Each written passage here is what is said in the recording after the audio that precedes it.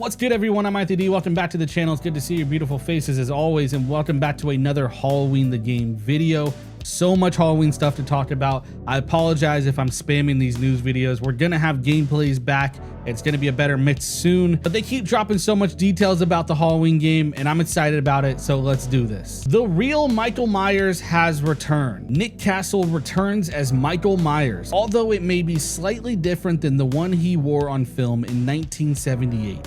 Nick Castle put on a suit to deliver the iconic walk, movements, and kills as only the OG Michael Myers could, and what is just one of the many ways Compass and IAnthonyD are striving to bring the utmost authenticity to this game. We wouldn't dream of having anyone other than Nick bring this character to life in this new digital realm, and we are thrilled he was eager to participate. This is honestly so cool, but it's interesting because you remember that podcast going around where Kane Hodder confirmed that he's working on mocap for a game with Gunn and IAnthonyD? Just started a third game. Not at liberty to talk about it yet, but wait till you hear what it is. And it's the same company all three times, which I love working with these guys. It's Gunn Interactive and IAnthonyD also, and I love doing the motion capture. And with the announcement of Halloween the Game, everyone just assumed that's what he was talking about.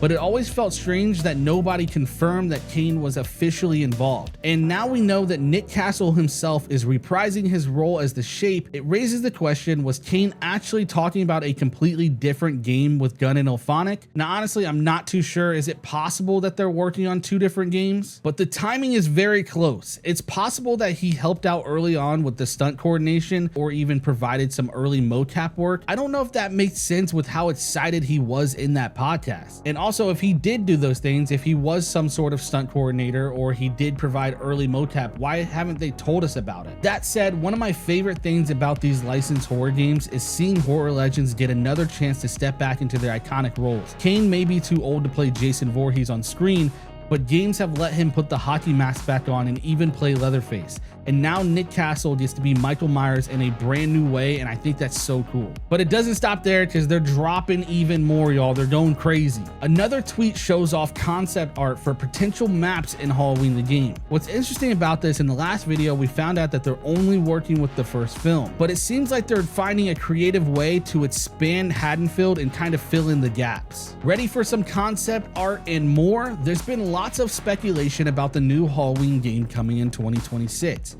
No, it is not multiplayer only. Yes, there will be a single player mode and a story mode. Yes, you will be revisiting famous locations and reliving iconic Halloween moments. Check out some concept art from the Rabbit in Red Lounge and the outside of Smith's Grove. This is our look at the Rabbit in Red Lounge. Now, we don't actually see this in the original film, but we know that it's part of the lore, and including it in the game is such a smart way to open up the world. The mood and the lighting in the concept art is perfect. Imagine the NPCs hanging around the bar, playing some pool, and then some terrifying kids run in yelling about the Boogeyman. That kind of atmosphere would be awesome. What really excites me about these maps is that it seems like they're going to be indoors and outdoors. That makes the world feel alive and believable.